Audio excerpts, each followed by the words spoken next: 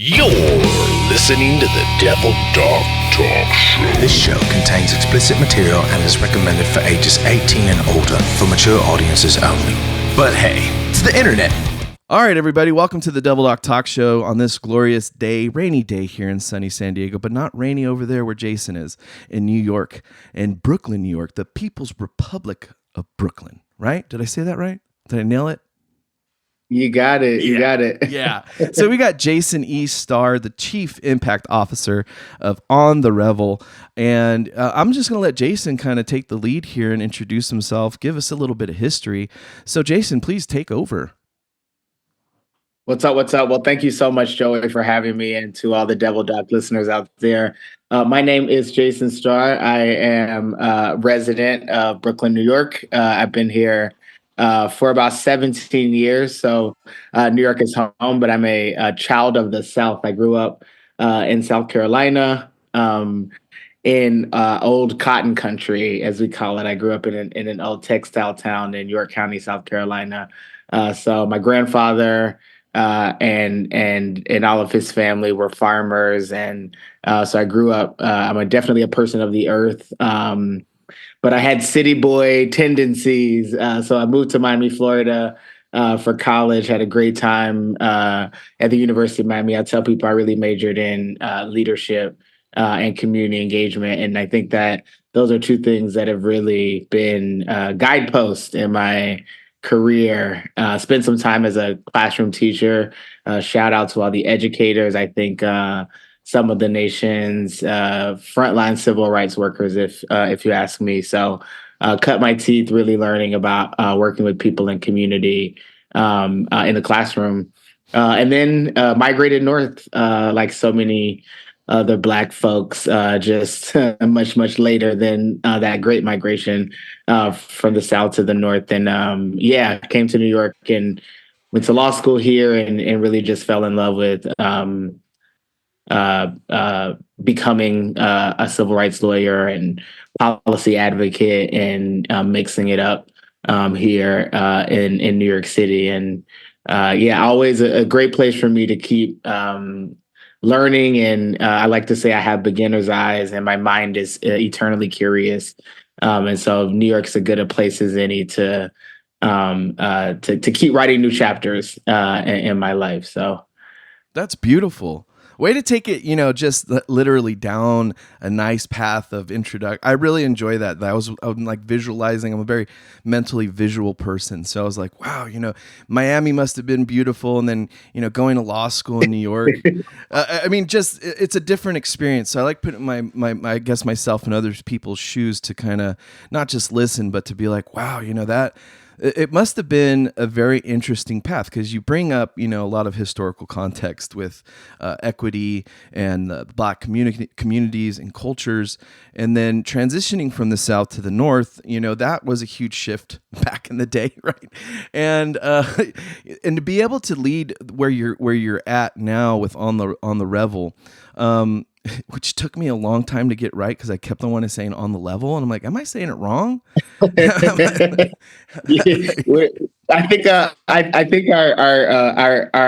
our community gives us everything from on the level to on the Revel and everything in between. So we may be working on this trademark a little bit, but OTR may be a nice little moniker to remember too. OTR. There we go. OTR. So what got you started in advocacy for not just human rights, but civil rights? And I was reading a bit about yourself on, different communities that you've helped litigate certain things, policy reform. What got you started in that aspect of law? It's a good question because it really goes back to like value system growing up. I mean, I feel like I can't go back and point to a point in time in which I just had this like strong sense of unfairness. Mm-hmm. And like beyond that, like my responsibility or place to do something about it. Definitely I get the like service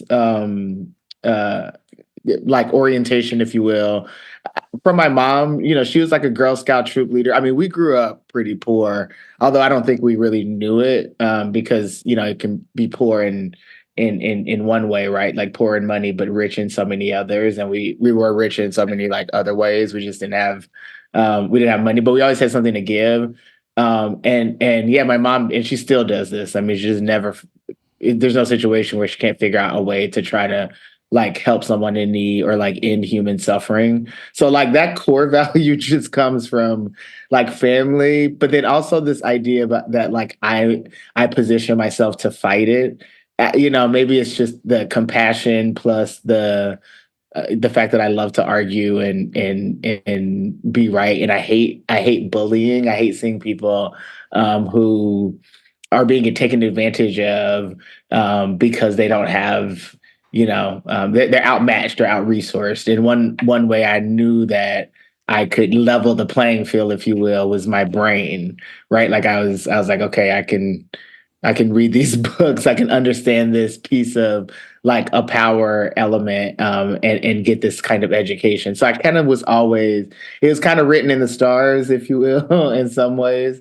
Nice. But yeah, but as I started to like go to school and get more educated and kind of sort of understand the way the world works, in many ways, I think for me, I'm just curious about learning, ways in which we can utilize the law and policy to improve like people's lives and make our communities work better. And I do have an inherent value that like human beings are oriented towards like taking care of themselves and each other. Government and power get in the way sometimes. So I think I have a good sense of like, how we can utilize the law and the structure that we're in to do some good for people, when I think a lot of times it works harm to so many people. You know what I'm saying? I do. I really, really do. I wish I didn't, I think everybody that goes through it, I wish we didn't, and then when you actually need an advocate or a lawyer to kind of, repeating words here, but to advocate for yourself, right? To assist in that process of whether it is, entrepreneurship, to guide yourself through a now legal cannabis market, especially for the culture and the Black community. It must be very difficult to see yourselves as a potential entrepreneur in a field that people were getting sent away for 20 plus years. You know what I mean? I'd be timid. I'd be a little bit nervous to, broach my way into a cannabis entrepreneurial culture, new business, right? Without any guidance or legal guide. And not just that, in the sense of being a veteran, right? I wish I didn't know that aspect of, like you brought up, governments, authorities, right? Policies and bureaucracies. It's never a fun day. And right. And I mean, and even if we take if we assume like best intent, right? Like government and institutions generally, but let's just use government, right? Don't really work for the diversity of people who need it to work for them, right? Like government expects you to contort yourself to the way that it's structured, when in reality, like we are just whole people, right? Like if you're a veteran and you need like healthcare services, but you also need other kinds or different kinds of like social support services, but you also need employment counseling. Like you'll spend your entire, day, week, month, year trying to just navigate where do you need to go to get the things that your and my tax dollars are actually paying for. So part of it is like, how do we make our institutions see people as they are and not make people see them as they are, and actually like utilize things that were actually built and resourced for a particular purpose. Like that's step one. Before we even get to like how we need to like change the structures in order for policy and law to work in our favor. Step one is just like, how do we get this massive thing that we're paying for to service us and work for us actually be responsive so that it reaches all of the people that it claims to intend to want to reach in the first instance.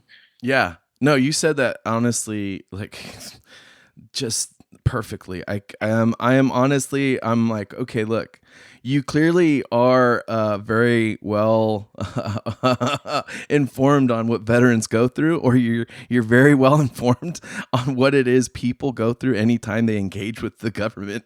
And it's just kind of comical to me because you nailed it right on the head. Like, for instance, I bring up the budget of the VA. It's around $400 billion annually. I'll round up. It's okay if we're spending a lot of other billions in other ways, right? And in that, the efficacy is really, I'm not one to bash the VA 100% all the time. But when you have the level of which we see people behave in a manner that is not conducive to the true intent of the organization, right? Like you nailed it right on the head with that intention of the law, right? And one of the programs I love talking about is called the Comprehensive Caregiver Program. It's one of the most vital programs for severely disabled veterans of all genres. They opened up the entire aspect of warfares, different wars. It doesn't matter which war you went through, and if you even did combat, stuff like that. But it pays for a in-house either family member, spouse, friend, or whatever the circumstance is, to help these veterans with their daily living, what do they call them? ADLs, assisted daily living. I don't know. They got a lot of stuff in this program. But a lot of it has been changed through that very, very word, the intent of the law. And so it's very intriguing that you said that. And I'm like, man, a lot of these groups and communities of veterans, and I think the diversities of different cultures in that, which I bring up because this caregiver program was rejecting and denying, or I should say, removing and rejecting African-American veterans at a rate of 20% more than any other demographic. So it's very intriguing, right? Like, how can we have that disparity of such a very unique demographic, right? We're talking about the most vulnerable, most severely disabled veterans that need continued assisted living, essentially with their spouses or family members or whoever is assisting. And the program changes a few words and then starts kicking these people off the program under the guise of making it better, right? But after 4 years of going back and forth with Senator Tester, I think it is, or Congressman Tester, I don't know the titles. I'm not good at this stuff, okay? I know the last name. That guy Tester. That guy. They're doing a great job talking about it, but there's no change. So like you're saying, in a lot of aspects with governance and bureaucracy, right? You are forced to semper gumby is what we say in the Marine Corps and the Navy when we're attached to Marines. And it's always be flexible, right? But there becomes a point where you can't be flexible anymore, right? Because now you've become too malleable. You have no more core value, no more core beliefs or any foundational identity or sensation of validation. There's just an absolute zero. and it's painful. Another gentleman we did a great interview with, he's a huge advocate for psychedelic medications and the expansion of veterans and veterans affairs. Name's Wiz Buckley. Really great guy, really great gentleman. And he talks about it in the sense that he was a Top Gun pilot, right? Super cool, really, Tom Cruise level cool job. People are well aware of, what pilots do or don't do. And when he got out, his personal experience with the VA, and I'm not saying it was, but he made it seem as though, was that they are essentially treating you as if you're coming to them with a bag full of lies. You know what I mean? And there's no way around it. Where other services and other departments of, I would say, this social equity type of stuff. I wouldn't even say it's not, a benefit or an entitlement when you become injured in warfare or in service to this country. The way I see it, it's slightly legally different than, let's just help random homeless people, right? Which is also important to do. Then the morality issues come in, right? Where you're being questioned, you're being minimized, disregarded to the extent of what? What do you become? So what has been your experience when you litigate such a large, I would say, system or mechanism, and how do you approach that? Like, how do you maintain your demeanor?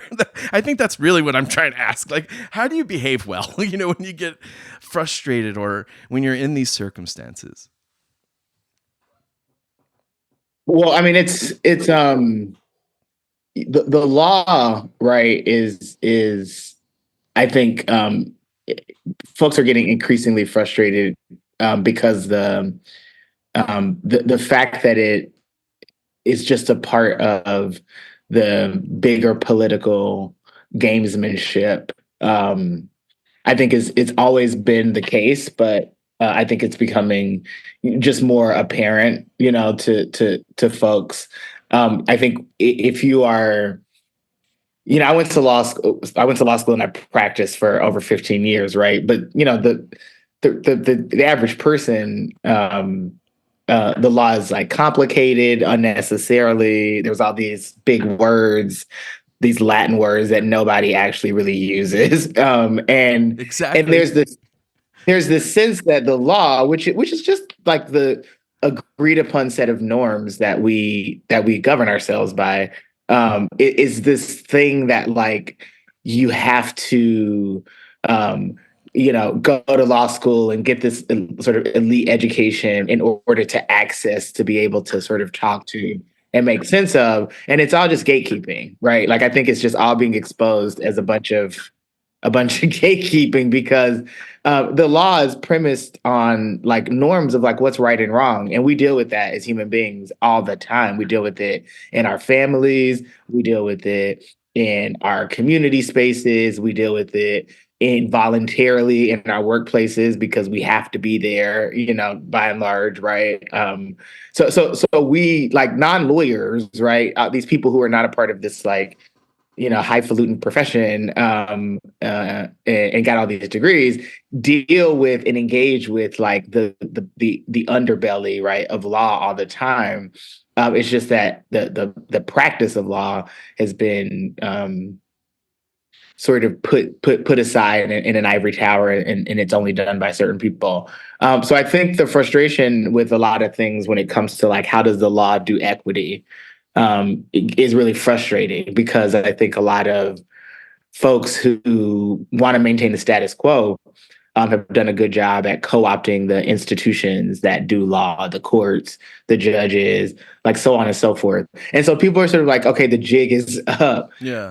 And so it can be really like frustrating, because you have a lot of like people who teach law. We call them the legal academy. Those people, they're like freaking out, these law professors, like, oh my God, who am I? What do I do? I can't teach anymore. And it's like, actually, you can actually just deal with the reality, which is, law is always made in the context of politics. And so understanding like it is just another function of the like political machinery, and then sort of understanding what it can and cannot do, I think is always been a part of the game. So for me, the way that I practice, I think, kind of lends itself to that, which is, I've always been a grassroots kind of lawyer, which is to say, I go into change ecosystems. I'm invited in, right? Like, I'm a part of communities, folks who are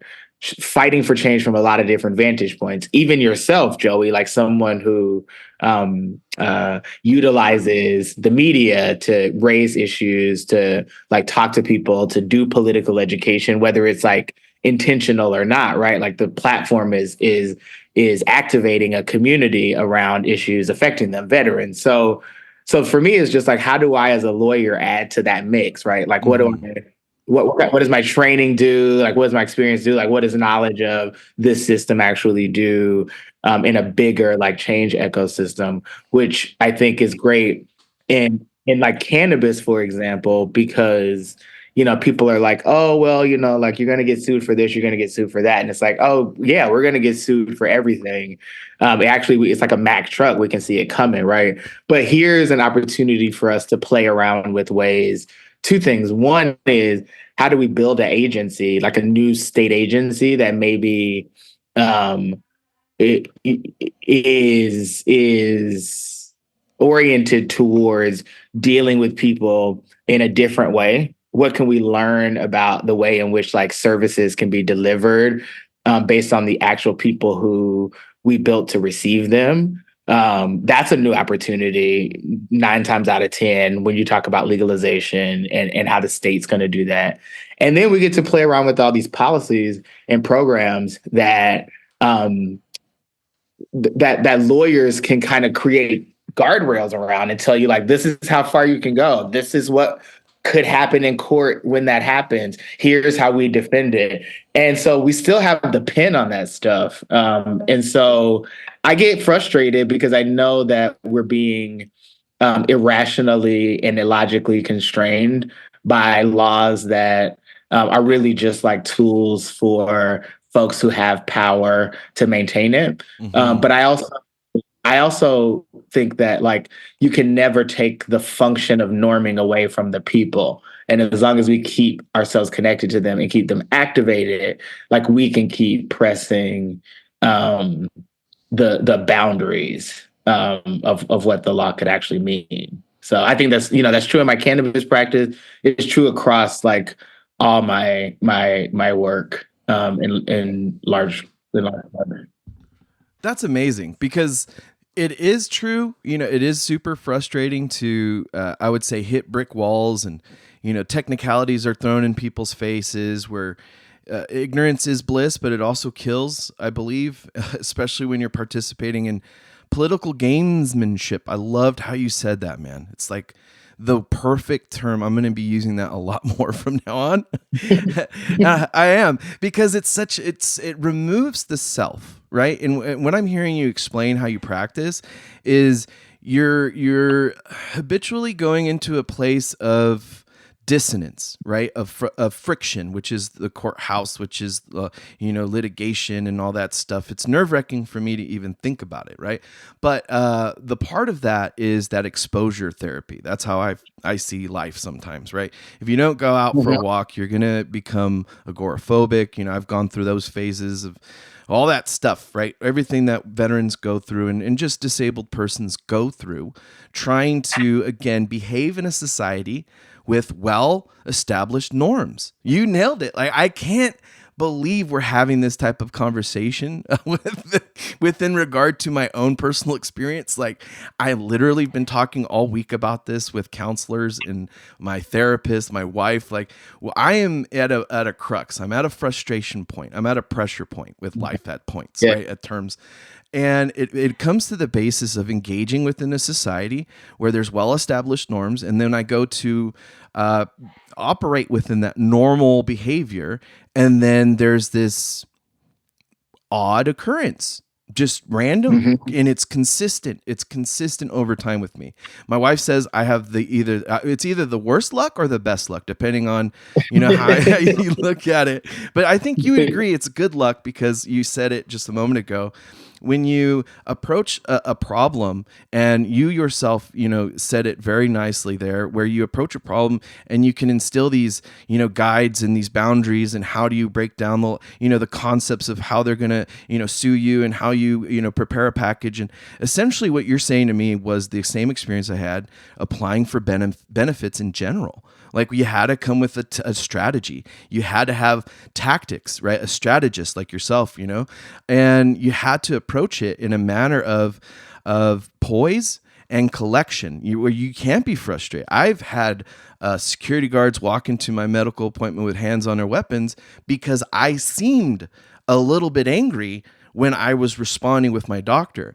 And I'm like, oh, like this is serious. They're not playing. They don't care what you're going through. There's no, like there's no empathy towards the people we're really trying to, get help to. And those critical issues, I find that, man, you're just man, you're fucking nailing it. Like, I mean, you're clearly great at your job.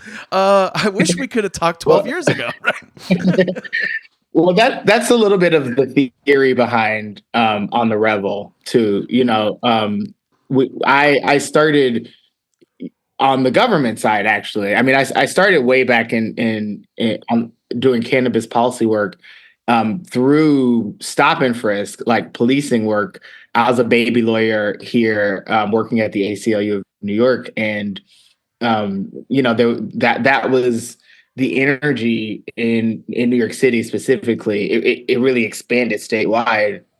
In 2011 and 12 and 13, there were big cases that challenged the practice of stop, question, and frisk in New York City, which had gotten really, out of control and was really just a proxy for racially motivated discriminatory policing. And so there were these big lawsuits that were being litigated. There was a huge community effort that had come together and become like well organized and funded.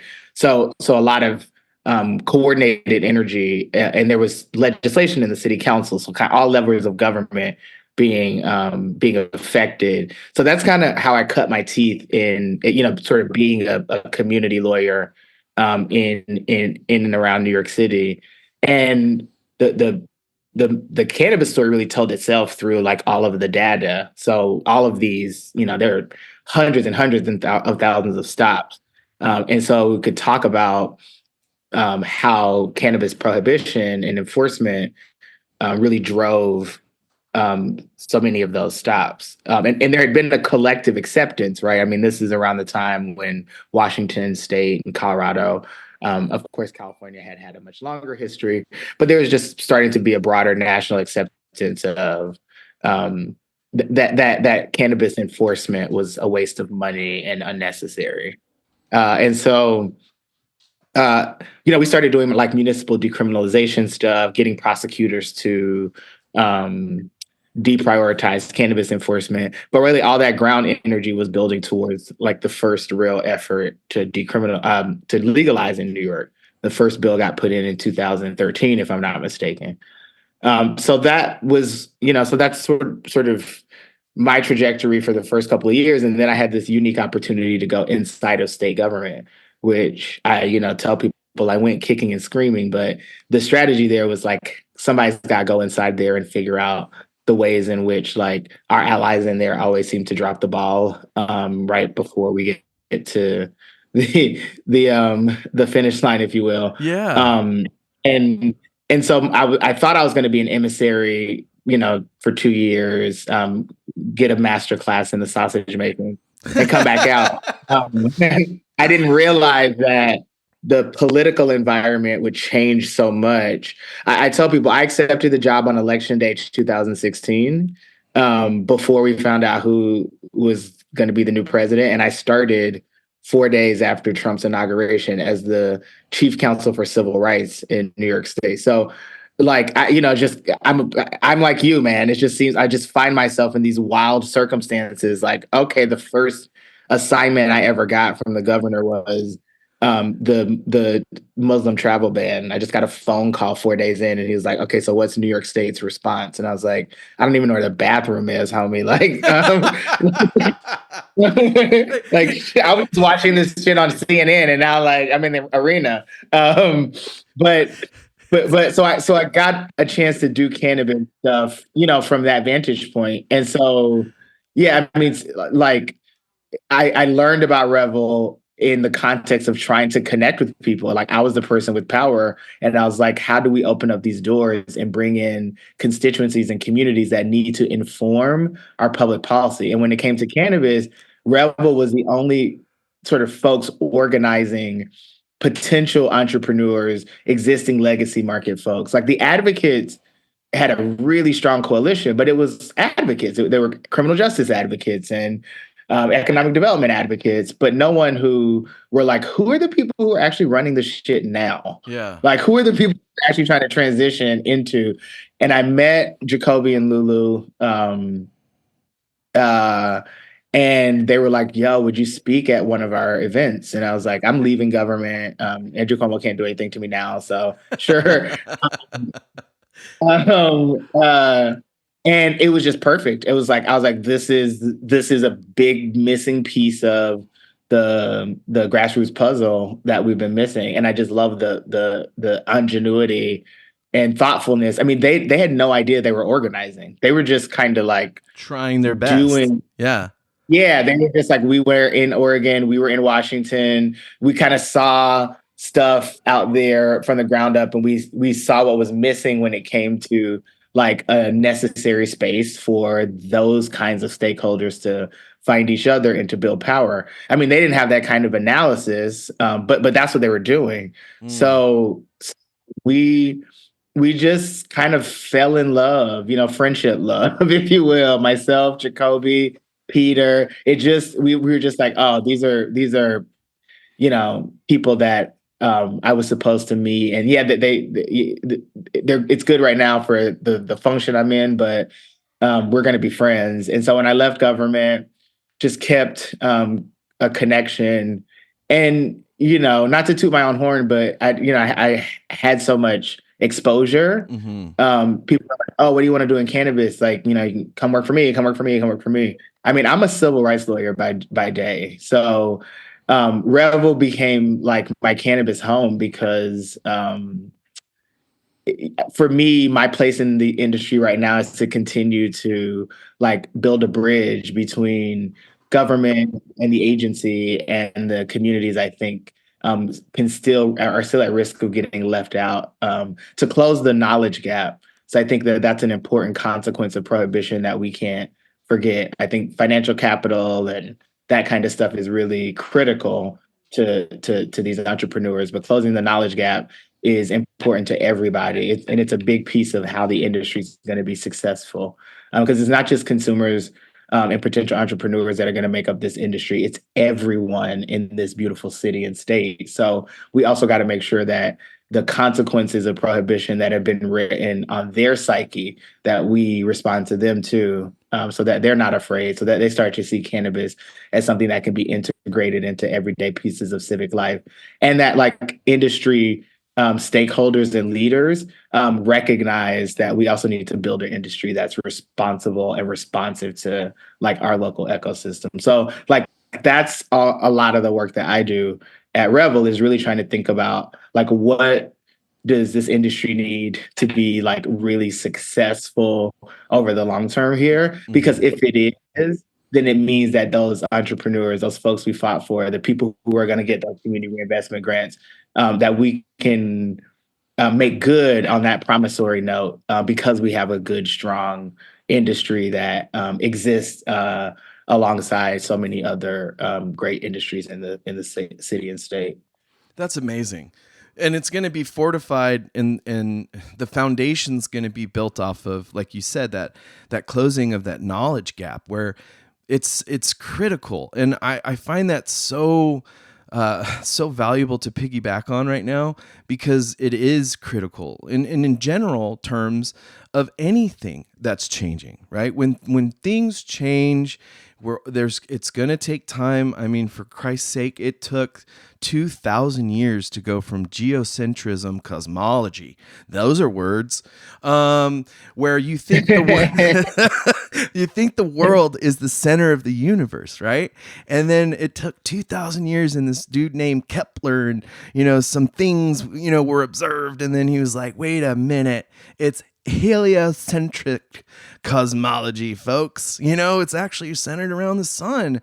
And then as we're moving through and actually looking more and more at it, we're learning not only is it that we're shooting through space in this weird entanglement of just flow and gravity and this beautiful things we call stars and universes and galaxies. It's gorgeous out there, people, right? But also inward, we're learning a tremendous amount of the human spirit, the human experience, ancient medicines. Let's be honest, dude. Weed's been around for some time. I'm pretty sure Jesus smoked it. Okay, I'm not trying to offend people, but let's just be honest. All right? Yeah. He straight up says every fruit bearing seed, and let me tell you what, flowers are gorgeous fruits, and you could bear them seeds, and you can roll them, and you can dry them. And there's rose petal blunts nowadays, brother. I didn't even know you could smoke rose petals, which is a cool, interesting thing, right? And then when you bring it into legislation, like you did, when you're actually talking to this authority, right?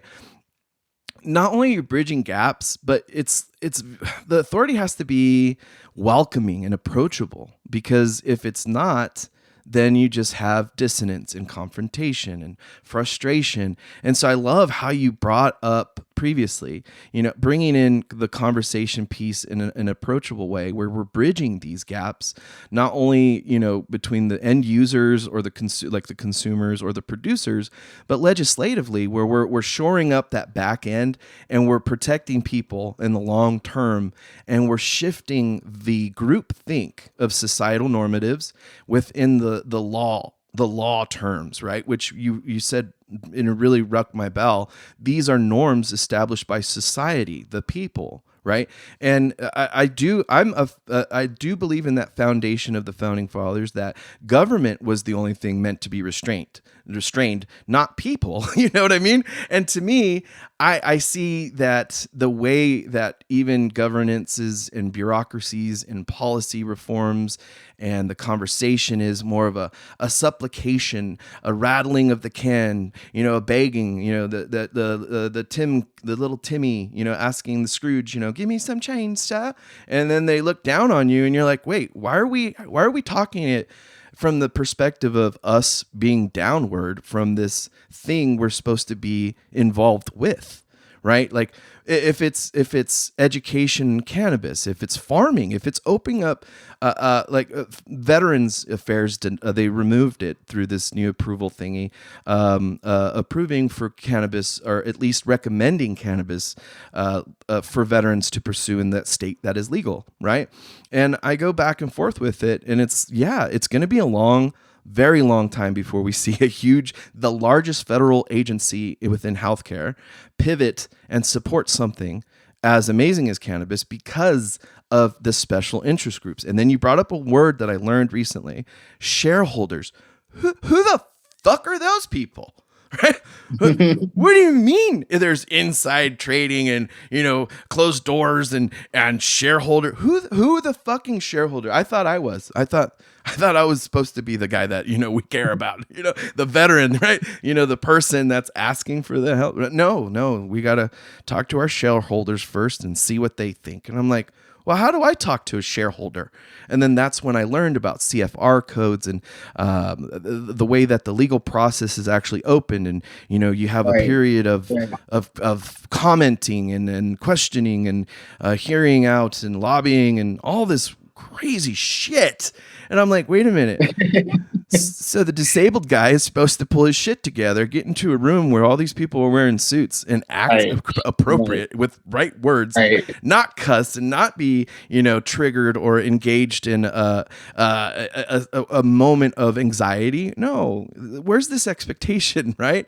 And you brought it up with the stop and frisk, which was something I relate it back to a Nazi Germany. I'm not gonna steer away from that. It's a hard statement, and I am very, very, very hard into it because we have to establish normatives of historical context, right? And if you don't, and you have a behavior within any agency that has an authority to arrest a person for whatever reasons, there isn't a Fourth or Fifth Amendment that you're allowed to exercise when somebody can profile you for walking down the street. I don't agree with that at any level. And in the current circumstance, I also don't agree with right now in New York. What I've heard, you could either let me know if this is actually happening or not. But the Army Reserve or the National Guard was activated in the subways, and I'm like, wait a minute, guys, like. What's going on? Like, can we all just calm down, roll the joint? That was that's the latest overreaction to something that's not really um, a problem, a chronic problem, which is crime on the subway. Certainly, there's been a couple of very um, uh, high profile incidents, but I always tell people I used to be a math teacher, right? Like the denominator, if you remember your fractions, like really matters too. No. You had to bring There up may be math. there may be six high profile incidents in the last couple of months, but that's over like 6 million rides, right? So the reality is that the vast majority of people who are riding on New York City subways haven't and won't ever encounter incidents of random violence, if that's what this effort is supposed to perform a response to. Yeah. But you said something about I wanted to respond to um, this idea around stakeholders, shareholders, Yeah. and That's the something I don't government know. I sort don't of understand it still. yeah. I mean, it's interesting, right? Because even yourself, who you said now you've done some work to understand what the CFR is and find ways in which like the apparatus is designed for public engagement or input. But those things are even broken and insufficient, right? Because I think let's take the Cannabis Control Board in New York. It operates like every other agency where there's what we call the sunshine laws, right? There's freedom of information, there's an open meetings law, there's a public comment period at open meetings. But if you really pay attention, that's not a deliberative process, right? Like they've already deliberated and made determinations. They just have to vote on it in public, right? So it's the appearance of engagement. But I was just in New Orleans with a good friend of mine who was on the city council in New York for 8 years, and who now kind of thinks and writes about participatory government.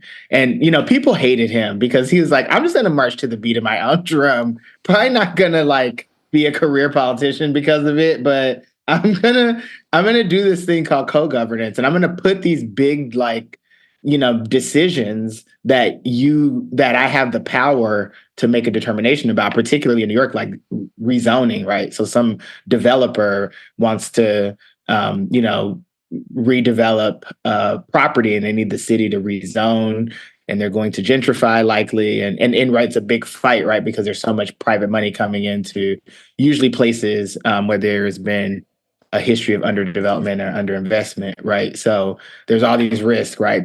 Like lower income people being displaced, right? Folks not getting the benefit of the economic activity. It starts to feel like a gift to developers. So it's one place where the city council has a lot of power, right? So he's basically like, look, I know that normally the lobbyists are accustomed to calling on behalf of their clients, and there's this whole like way of being, this dance that it's just how government works. It's just how things are done.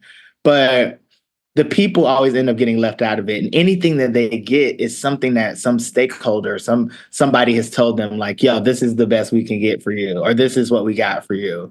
But they're not participatory, right?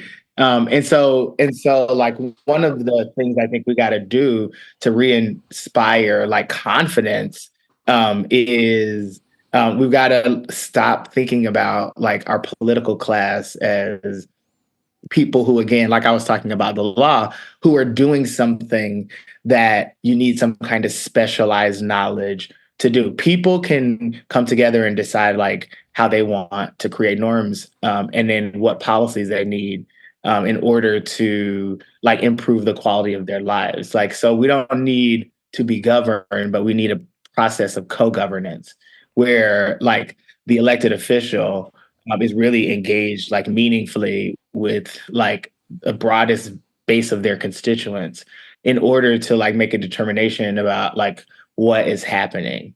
And that isn't a transaction, but rather it's a process, right? That it doesn't happen just when there's an election. I give you my vote, you give me a promise to do certain things, but it actually represents like a relationship that we are engaged in. Not because like people need to be focused on the minutia of government. Like people have to work, they have to take care of their families, they have to live and enjoy life. But just this idea that there's an open line of dialogue and communication that's open, and people have some sense that like they're being invited to be a participant in their own governance, and it's not something that's just happening to them, right? Yeah. No, as you're saying that, right? I am interpreting it and I am, correlating it to personal experiences. You used a word I love, which is minutia. Another one I love is Gestalt, right? It's a bit harsh on the tongue. It's a German word that means all the the little things, the sum of the parts and the larger picture of its sum.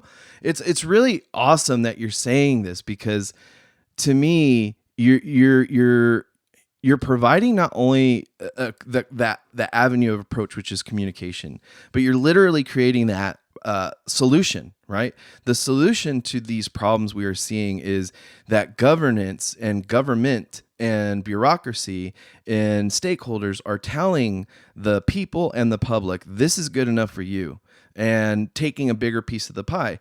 And I'm not saying we're going to have a let them have cake moment, right?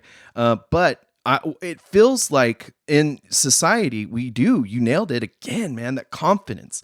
We're lacking confidence, and we can't have identity or belief without confidence, because then it's just a fallacy of delusion, right? It's an illusion. It's a veil. It's a thin veil, and I think the veil's getting thinner and thinner every day. When you bring in those political lefts and rights and the frustration points and the dissonance we're seeing within the populace and the new normatives of frustrations and, the boiling points, like you said, but statistically, the nation actually isn't in an uproar at all. You nailed it with saying the same thing me and my wife talk about constantly, like with veterans issues, is it's I hate using the word ignorance because it has a negative connotation. But if you're absolutely unaware of something, right, that's the word, okay? And if you are too preoccupied, sustaining your own existence, right?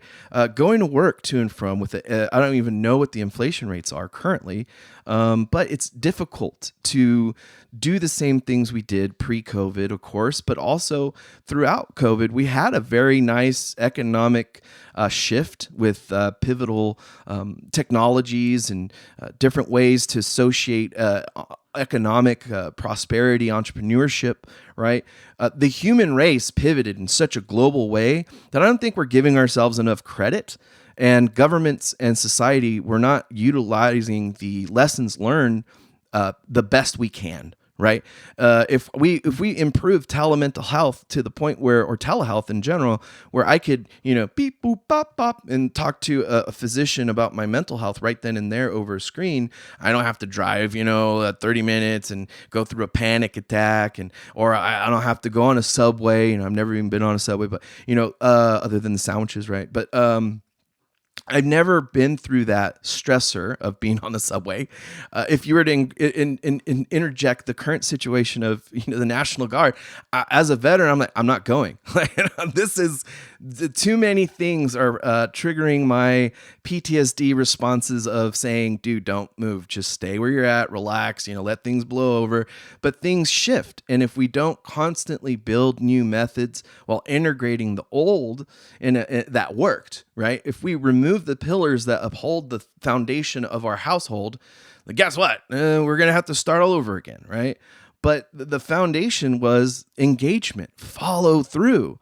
It wasn't that promissory note of you give me a vote, like you said so nicely there. But we promise so much bullshit every election cycle that it's difficult to even engage in it anymore because it's fruitless. And I'm a pretty religious guy. I believe in Jesus Christ and stuff, but I also believe in the message that he wrote and all the things that he said was, if it's not bearing fruit, homeboy, put your water elsewhere, dog. I don't know if he said it that way, but to me, that was the sentiment. Yeah, that was the sentiment. Exactly. That was the intention.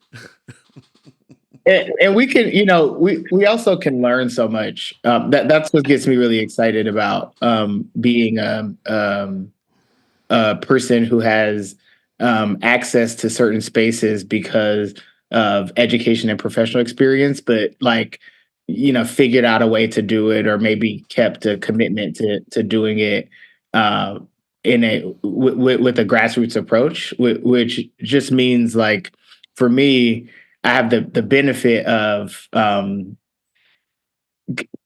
I have had the benefit, like professionally, of really opening like pathways to solutions that might have not had a pathway if someone like me or others don't go into government or don't go into certain spaces and institutions that have certain kinds of power to make things happen at scale. But the particularly like marginalized communities, if that's a fair term, right? I think about like all my clients, queer children and their families, or folks who have been touched by the criminal punishment system, cannabis folks, right? Like all of these folks who have had to waymake at the margins of what's considered to be normed in society, right? And so I think there's so much creativity and ingenuity because the systems have not worked or have actively worked against these populations of folks. These communities have found ways to waymake and problem solve in their lives. And it's, you look at the pandemic, for example, we were crippled, but for things like mutual aid, where communities of folks were able to activate outside of the structures of government aid, and those kinds of things, because those systems were simply crippled. They just couldn't respond. And so, even like on my own block, right, where we had like a senior food delivery, a prescription delivery program, where literally it was like a WhatsApp group, and trade-offs by hanging things on the door to make sure like seniors were able to have access to the things that they needed. When no one was felt safe going outside in those early days, right? And so many other programs that started simply because people who were invisible, recognizing other people who were invisible and in need, and figuring out a way to meet those needs. That's happened time in memoriam, right? Like that is where some of our best macro ideas have come from. So I think part of what we got to do is recognize that people have the capacity to save themselves, and so how do we honor, recognize, acknowledge, and facilitate that? That is so true. Wow. The capacity to save themselves. People do have that shit. And the way you put it, I love it, and I'm inspired by it, because the truth of the matter is it's confidence and inspiration. That's how you do it. You give a better picture of tomorrow. I just talked to my wife about this very thought yesterday, because I was struggling with this concept of disability access to education, ADA compliances, disability resource center normatives, and how does a severely disabled person even engage in education at this point, right? And then how does one then advocate when something isn't going on the benefit side of that person that is utilizing, this system of disability resources, right? And the frustration of it. And the fact of the matter is you have the power to advocate for yourself. You just have to change that perspective of action, where instead of, like I still take it personally. Don't get me wrong. I still have my emotions, and I put in those steps that, my doctors and my wife, who's my caregiver, supports me in that effort of constantly doing the work, right? It's like you said, it's not a transaction. Anything in life, honestly, that's worth doing, it's not a transaction. It's a continual progress and process.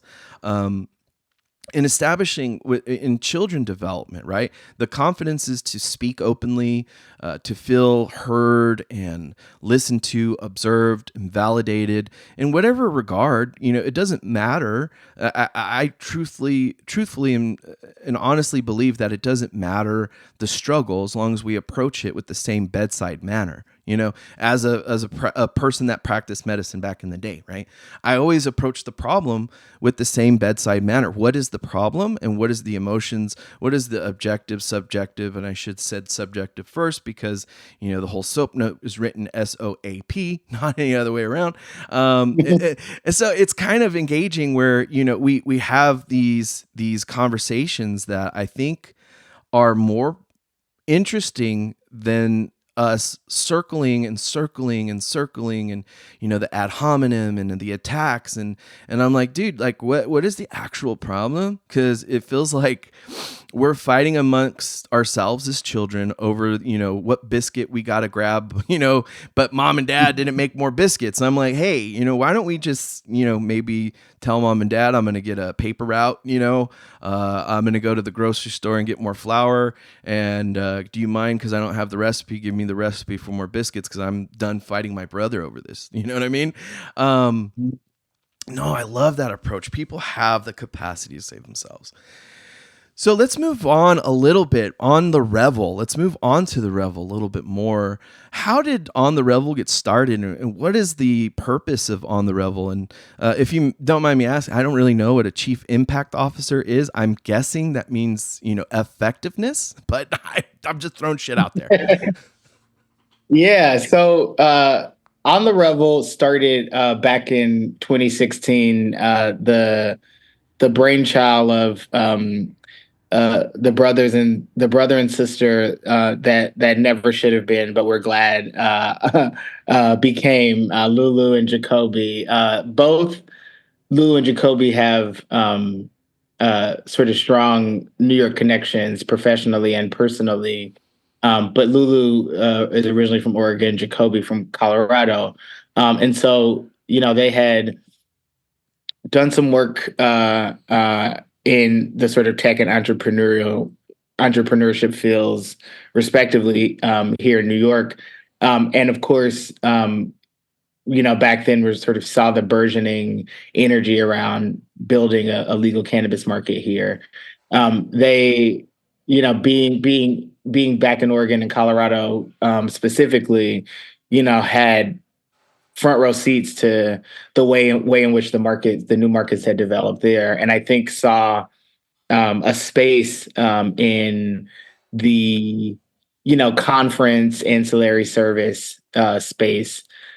Jacoby always tells the story that everything was male, pale, and stale. And so thinking about this, this active, this, and that's the business conference scene, right? Like it had sort of entered into that phase, right? And so that's a part of any market, trade shows, B2C stuff, and you build that kind of ecosystem when you're building any kind of new market.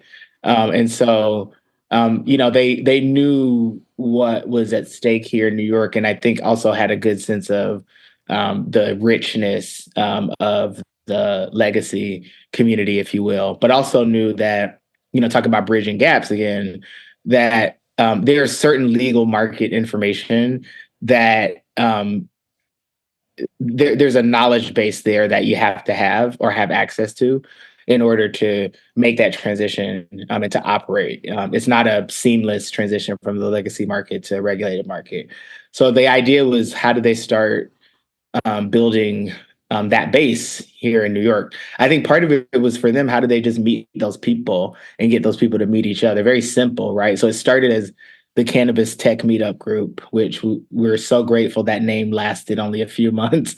But it was this really informal, folks who were mainly connected because of the tech world, but who also were cannabis people. And I think it quickly evolved and grew into something a lot more concrete and specific when it comes to building a platform for this community of people to really seed the New York market, for lack of a better term. So I came along in 2019, like I said, as a presenter, if you will. The theory is, like I said, on the Revel is a portmanteau of On the Level, and revelry. So the idea is you're going to come to a Revel event, and we're going to be straight up with you, right? We're going to be straight up on the promise, but we're also going to be straight up on the struggle and the realities. And that's where really getting folks who we trust and who we know share our values, but who also are experts in the field to come and share their knowledge, to really throw down game, as we like to call it, and put people on game. But also, we're going to do it in an environment where you don't feel like you have to change. And as a matter of fact, like, you're going to want to come here. We're going to cultivate and curate an environment where you're going to meet some dope people, and you're going to feel like you found your cannabis home. Like, we don't have all of the answers, but what we can assure people is that if you need a first stop to kind of figure out what your questions are, and then make a plan to get them answered so that you can make your dreams a reality, then come to On the Revel. So we've been building ourselves and our business along with the industry. We started with Business of Cannabis conference, is really about broad education, market education. We've since evolved into our block party, which is our love letter to the community, but also our effort to educate and destigmatize those who are completely unfamiliar with cannabis and who may have very strong feelings because of criminalization, to show that we can be responsible community stewards, and the industry can be responsible community stewards. We launched Dope Service, which is, like any other industry, you have to model giving back to community. So it's our opportunity to gather our cannabis community together and do some good works in and around New York City. And we also launched our Buyers Club, which is New York's first cannabis trade show. And so everything we do, we're both modeling what it looks like for the industry to mature, and we're maturing sort of in lockstep. But we also use everything as a teaching tool, right? We have new entrepreneurs, new retail folks, specifically in New York, who've never owned a business before, let alone a cannabis business. And so while we're having a trade show, that's a functional piece of a market, right? How do sellers meet buyers and do business? We also have to teach these folks like how to engage and do that. So for us, we approach everything in terms of building blocks. So we make sure that the uninitiated can come in and leave with a very strong knowledge base for how to move and operate in the industry. So that's what we do at On the Revel, and I just really put a lot of effort and energy into thinking about how do we grow our business in a way that ensures that the work that we do continues to have enduring impact on that North Star I mentioned earlier, which is having a really strong, robust, sustainable industry. Wow. So that you guys have really put together the encompassing aspects of how to initiate, begin, establish, and move forward, which is, to me, the some of the most important aspects and confusion of how to get involved in cannabis. How do you, like you mentioned it, how do you buy in bulk, right? Like how do we have, like, I would love to know. What is a seed to sale tracking system? Like, Whoa. what, like, Yeah. what, yeah, all of that. Yeah, what are the licensing, and like I can only imagine like how difficult it is, because then you have to incorporate the whole concept of banking, and I know that's a frustration point for a lot of people. Real estate. I mean, you name zoning. like, You brought up zoning, and yeah, municipal engagement. Yeah, I mean, just really like we structure our talks like TED Talks. So the idea is that it isn't people definitely show up with like their notebooks ready to take notes, but the idea is that we give people 10 minutes or so on a particular topic, and then we give exposure to those experts in various other ways, whether it be digitally, opportunities for one-on-ones, so on and so forth, so that people can, again, just start to issue spot like what they need to get further educated on. The subject matter here is so vast. I mean, we have lawyers coming who are like, I'm thinking about transitioning into cannabis practice. We have, legacy folks who are like, I'm trying to make a determination about whether I want to keep doing what I'm doing now or transition into getting a license, or maybe when I should do that. We have like investors that are like, hey, this seems like I got a little bit of money. This seems like something that I could park some of it, and so we have a wide range of like folks who are coming in. We say from the kind of curious to the kind of expert and everyone in between. So it's impossible for us to like sort of customize every experience to every person. But I think what people respond to is there's enough breadth in our offerings that they can connect, ask enough questions, meet enough people to follow that thread after the event on their own. And that's kind of how we approach what we offer.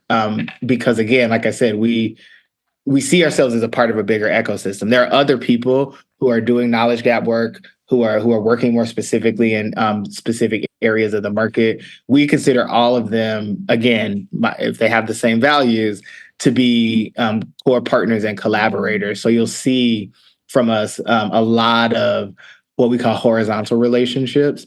And so much of that is just because we've built ourselves, like I said, to be a bit of a clearinghouse, both for people looking to connect with community and community looking to connect with the industry. That's awesome. That is so exciting because that is one of my biggest fears. I've thought about, cannabis. I talk quite a bit about cannabis, not gonna lie. It's got, at the beginning, I would say, honestly, we started the show quite some years ago. I think we're in our 10th or 11th year producing. So initially we really hyper focused on just the conversation of veterans, the tone at the time, and the relationships, the brotherhood, that camaraderie, and then the angsts, and then applying a bit of comedic relief, right? But in 2015 I hit a breaking point with my pharmaceutical experience. It was a very difficult one for me, where I was at a loss because I believed fundamentally into the Western medicine concepts and its applications. And man, as soon as I went down that cannabis train and spoke openly, like even, with my friends, my family, that you brought it up, the stigmatization was so harsh. And I remember doing an episode, I think it was called Don't Believe the Stigma, or Stigmas Kill, or something like that. And the whole concept of the conversation was, if we're to proliferate a concept where we want to help, we want, you said it again, connect with the community connect with the public, we have to come to a level of agreement of standard acceptance, openness. You said breath, into the conversation. And that's very inspirational, because to me, without breath, we're not having a conversation. We're having a reaction, right? And that's what I experienced in 2015. I met some great people down at the Cannabis Cup in Denver, I believe it was, and went to the entrepreneurial side of it, and met Sue Sisley, great veteran advocate Roger Martin before he passed. And it was amazing. I almost met Snoop Dogg and everybody, but fire alarms went off, and I was like, nah, I'm not going inside a place. I'm good. Okay. I did get to meet the Super Troopers. They were amazing. And, it was a great experience. But when I came home, I was just so inspired to just advocate for cannabis solely and wholly on the point of, I don't want to say self-sacrifice, but to the extent of, hey, why aren't we talking about this shit as a viable thing for people like me, man? You know what I mean? At the time, I wasn't so engaged about equity or, demographics or, other people's problems, because I was just so deep in mine. We'd just recently gone homeless. We just recently got a new house.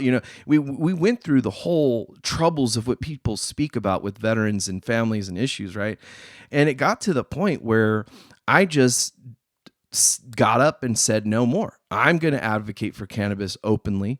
I'm going to discuss it to the point where I'm going to see that change, and I'm going to learn. I'm going to learn how to change people's minds. Like as stupid as that sounds, I'm going to learn how to change my voice. I'm going to edit myself. I'm going to learn how to edit the show better. I'm going to write better. I'm going to research more, and to the point where, I just started talking to more and more people about cannabis. And so a lot of guys and people think, like this is a cannabis only show. I'm like, no, like go back further. The catalog's there, bro. Like click the next page, right?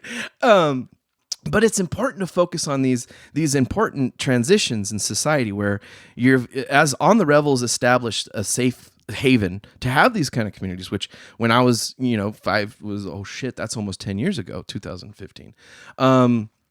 Wow. So let's say that time frame, if I had, like you said, a cannabis home, a safe haven to learn, because of course I was like, hey man, what if we developed a product for, the veteran community, right? And, better people than myself with a better team and a clear vision, they've, definitely done so. And I'm like always sitting back like, man, what if, how do, and so to know that there's resources like On the Revel and these engaging events, which sound fun. To me, it sounds like a good place to not only go and kind of let your hair down and engage with good community and, that camaraderie, that sense of what I missed, from the military was, we have the same purpose, right? Purpose is very valuable to humanity as a whole. And without it, we get lost. Okay. We get lost. We find ourselves in different holes of depressions and angsts and, all that teenage woes. But to see that On the Revel is engaging on the level that you guys are, right? It's fucking fun. It's awesome. Like I was looking at a few of the pictures and I want to see some more of the videos and stuff. And I'm like, all right, we got to get engaged more as a society on the stigmas that kind of create that dissonance. Like at the moment in 2015, it was cannabis for a lot of my friends and family, even my wife, she was like, no, I don't like it, because her fundamental beliefs. And those are the roots of a lot of arguments, the quote unquote philosophical issues of the time where we really want to engage in argument, but maybe people don't, a lot of people don't. And I love that you do, because it seems to me that you have the not only the position, but the composition of character to have those arguments in such a way where you're not painting it as if you're cutting people off or funneling, which I see a lot of the heavier cannabis, production agencies and larger production stuff. Everybody's going to make that money. Don't get me wrong. And if you have money, it's easier to make more money, right? But like you bring in those legacy producers, those legacy farmers, the legacy, even medical cannabis in the state of California, to me, has shifted so much since the 2016 AMLU Act, or Adult Marijuana Use Act. I think it was, I may be chopping that shit up. I'm sorry. But that thing shifted the Prop 215, which was, since 1995, in such a way where it's not beneficial to be a medical patient at all, right? It's just an extra step. Like when I go to a dispensary now and I'm like, yeah, I'd like to purchase, ... Well, do you have your medical card? I'm like, yeah, of course I do. Okay, well, actually I need to see you over here at this register.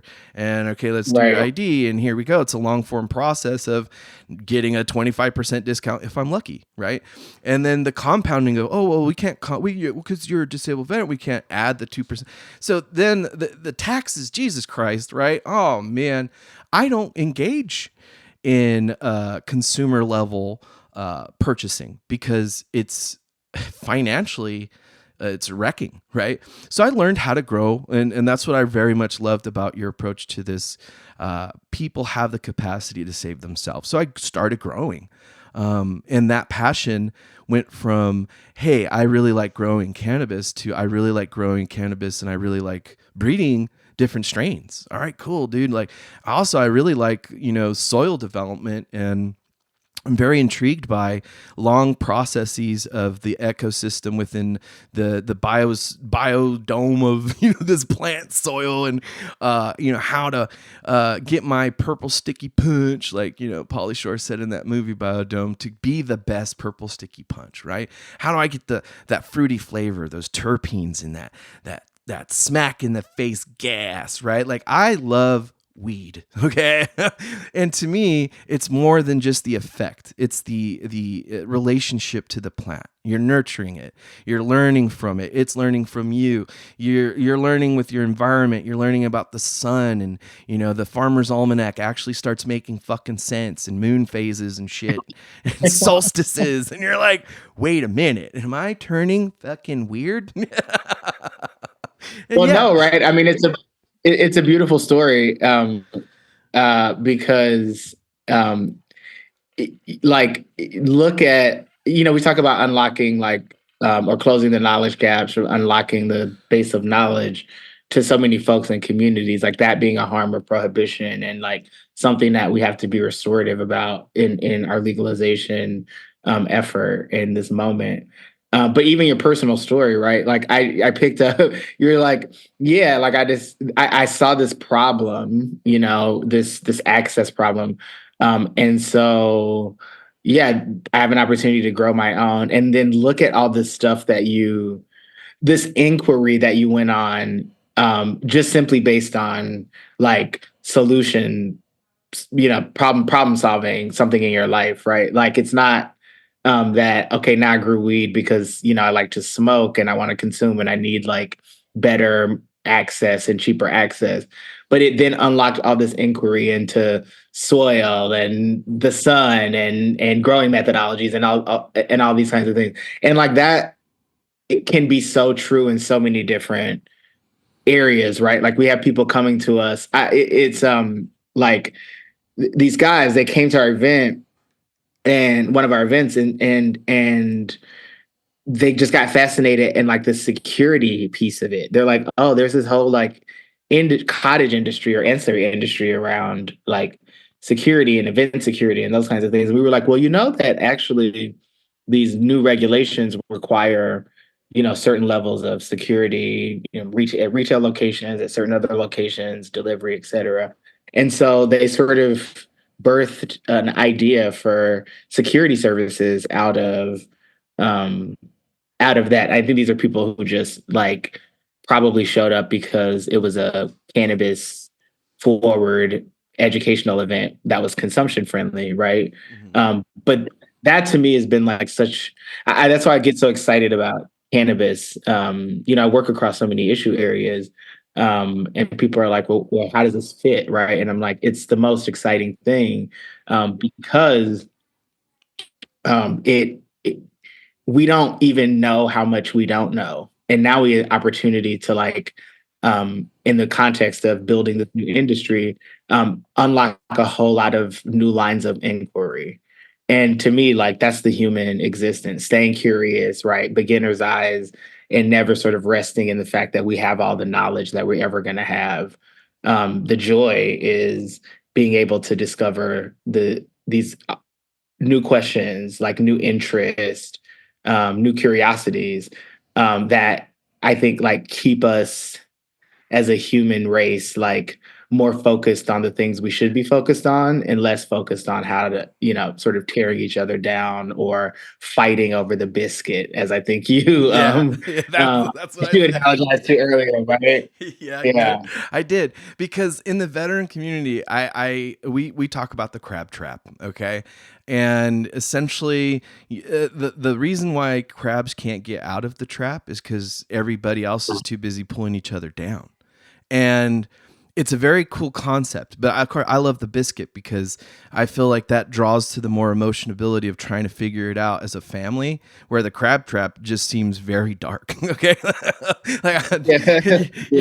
But it's so true, right? Like, if we approach these problems with these beginner's eyes, right? That curiosity, that constant curiosity of development, and human nature, I believe, is fundamentally drawn to that. I'm not going to say population societies aren't, because again, let's look at a lot of the older stories. You know what I mean? Shit, we could just talk about 2001, right? When Dre and the Chronic 2001 came out, and there was a huge shift in just music, right? In hip hop, instead of that gangster rap, it was like, man, here's some just dope shit. And as you're listening to music, and as your ears get better and new albums come out, new interests and new sounds and tonalities, and I am equally as passionate with music as I am with cannabis. And the fundamental belief in new art that I have is the same with entrepreneurial spirit, with humanity, right? We can make a slapper, like E40 would say, right? That would just bring the community together, right? Like that East and West, I remember it so vividly as a kid, because it was one of those, intriguing moments in hip hop and music, and that animosity that it brought into the art form was a deliberate correspondence to personal choices, right? Of the leadership within that communities. And I see that resonating in a lot of different aspects of societal complexities and nuances, the minutia of the world, right? And I just believe profoundly that society at one point in time will be done with fighting over the biscuit. I'm just, like you said, I think we're going to become exhausted, and the presentation of ill solutions that are constantly coming from, I would say it's a top-down heavy type of belief system, where this top-down system is incapable of incorporating the concepts of what the persons on the grounds are actually faced with, right? Like, how do we actually engage with the people, not necessarily at the bottom, but the people that are limited to the fundamental understandings of what their experiences are. You know what I mean? All right, so I think we got to get wrapping it up. Correct? I just saw your chat. Yes. Okay. Yes, we do. Unfortunately. I just want to get some plugs out, and we'll get your social media. Such a great fucking conversation. I would love to continue this at another time when you have more time. Of course, I would love to get more updates. So how do we keep in touch with you, Jason Starr, at On the Revel? Sure. I am at Jason E. Starr, JASONESTARR, on all of the socials, Twitter, Instagram. I think Facebook still exists, but don't try to find me there. And LinkedIn, of course. And then, of course, we are at On the Revel, ONTHEREVEL. On all the platforms. Instagram's the best to stay up to date with all of our events. We also do a lot of elevation and shout outs to all of our New York fam. We have new brands coming online, new retail dispensaries coming online. Of course, we have our farmers and our processors who have been, just so hard at work seeding the market. So we love to show them some love across our socials, but especially on Instagram. And then on YouTube, On the Revel, ONTHEREVEL, we post a lot of the content from our events. And so for folks out there who are not in New York or who are in New York but haven't been able to make it out, if you want some of that great content with wonderful speakers, great experts, all of that is free for the taking on our YouTube page. So you can kind of create your own course, if you will, and get some of that good game, as we call it, right from the comfort of your own electronic device. Internet. Hello. Asisten idag ösnen på förstående i skjätesiga öffnen med kapseln och ösnen besöktes nästan på shit. Smash, fast, well, I didn't need to sit.